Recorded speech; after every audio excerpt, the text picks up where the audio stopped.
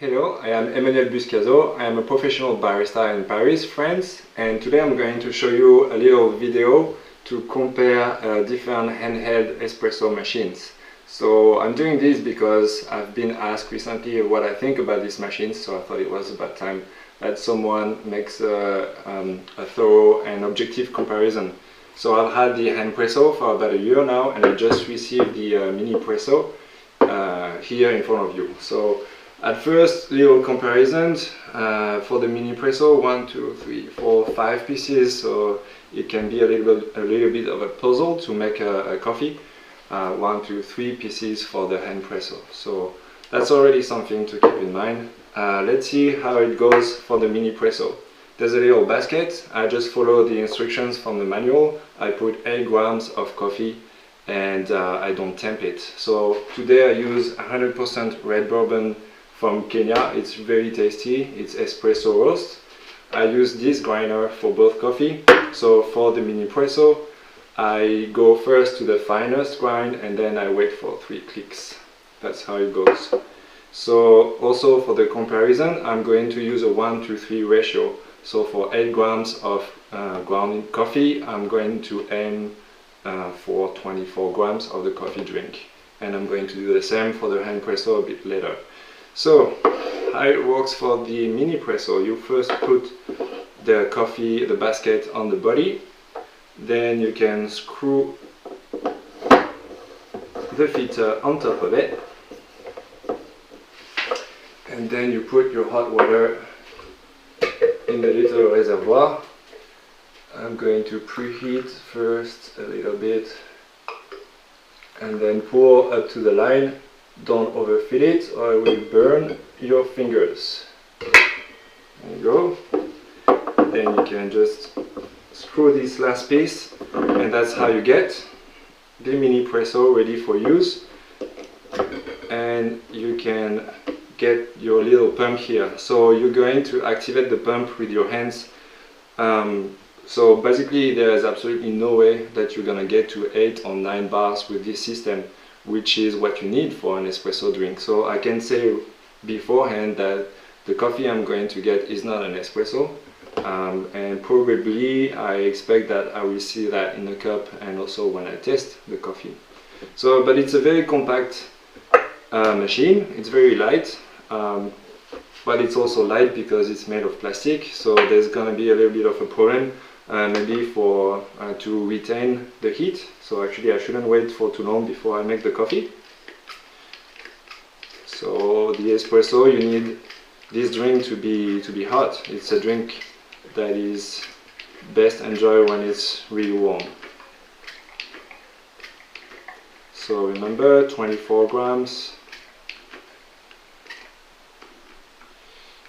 Here we go. A little bit over, but that's fine. I'm gonna make a picture so that you actually see in details the results. So you see what looks like a crema on top of it. But if you don't get to these 8 or 9 bars, then you won't get this crema. So what I think is that within the device there is something that creates foam, which is different than crema. So here you have something thick, but as you've seen on the picture, it's very pale. So pale is not the color you really want in an espresso. So let's see the results. It's really thin.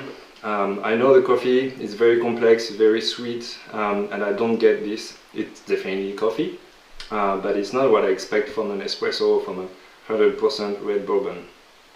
So there's going to be a little bit disappointing if you're looking for an espresso. So let's go to the Handpresso. So this machine is a bit more sturdy. It's you have metal in it, so it's probably more solid, and also it keeps the heat a bit more. Also you have a gauge, manometer, so that you can follow the pressure, which you don't have on the Minipresso. So it's hard to say exactly where you are at the Minipresso, but at least you can actually see it here. So it says 16 bars. That's where you're going to start, but then the pressure is gonna go down as you prepare the espresso. So the first thing is to get to that pressure until you get to the red label, or the green label, sorry. That's it. And then I'm going to put water the same way. I'm going to preheat the reservoir and then to fill it to the limit where you don't overflow.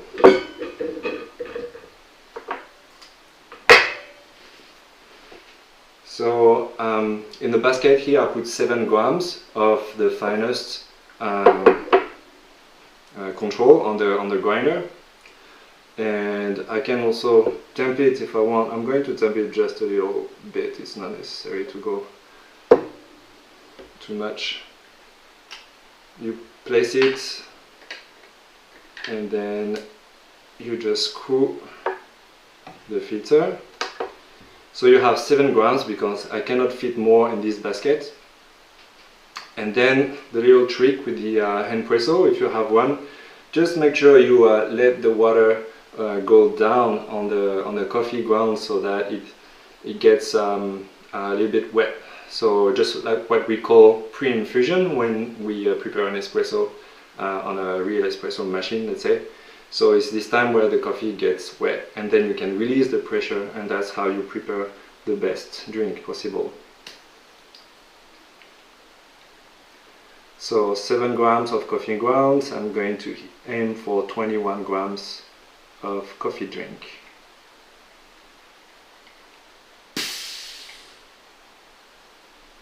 I went a little bit over, but that's fine because I also did with the Minipresso.